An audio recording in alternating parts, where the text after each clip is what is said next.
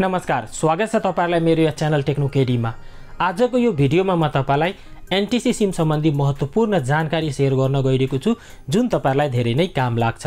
जस्तै कि साथीहरु, तपाईहरु विदेशबाट नेपाल फर्किनु भो, घर फर्किनु भो र तपाईले एयरपोर्टमा एउटा एनटीसी को सिम कार्ड किन्नु भो र आफ्नो मोबाइलमा राख्नु भो र तपाईहरु विभिन्न ठाउँमा फोन गर्नलाई ट्राई गर्दिनुहुन्छ आफ्नो घरमा आफ्नो साथीभाइहरुलाई, अथवा तपाईले कसैलाई मेसेज गर्नु भो अथवा तपाईले डेटा चलाउन खोज्नु भो।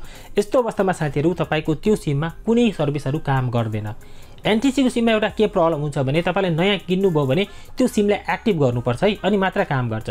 आजको यस भिडियो अन्तर्गत म तपाईलाई एनटीसी सिमलाई कसरी एक्टिभ गर्ने यो सम्बन्धी सानो जानकारी शेयर गर्न गइरहेको छु जुन तपाईलाई धेरै नै काम लाग्छ।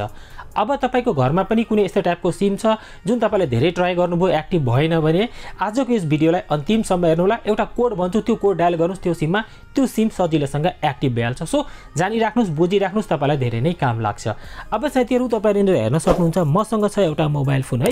अब यहाँनिर तपाई के गर्नुस् भने आफ्नो मोबाइल फोनको डायल प्याड खोल्नुस् हैन। डायल प्याडमा साथीहरु यहाँनिर तपाईहरु डायल गर्नुस् *1414 त्यसपछि # *1414 #। त्यसपछि साथीहरु यहाँनिर तपाईहरु आफ्नो एनटीसी सिमबाट कलिङमा क्लिक गरिदिनुस्। अब कलिङमा क्लिक गरिदिनु भयो भने साथीहरु उताबाट तपाईलाई एउटा रिप्लाई आउँछ क्यारियर इन्फो एफसी अन, यहाँनिर एउटा नम्बर दिएको छ हैज बीन डन सक्सेसफुली, जस्तै कि यो सिम सक्सेसफुली यहाँनिर एक्टिभ भइसकेको छ।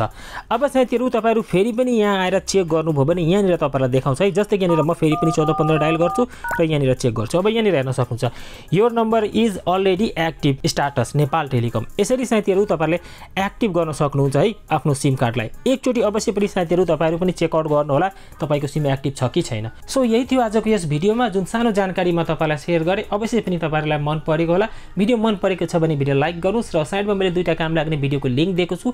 यदि हेर्नु भएको छैन भने तपाईसँग टाइम छ भने दुईटा भिडियो पनि चेक आउट गर्नु होला। र यस भिडियोबाट म यही बिदा माग्छु। जय नेपाल।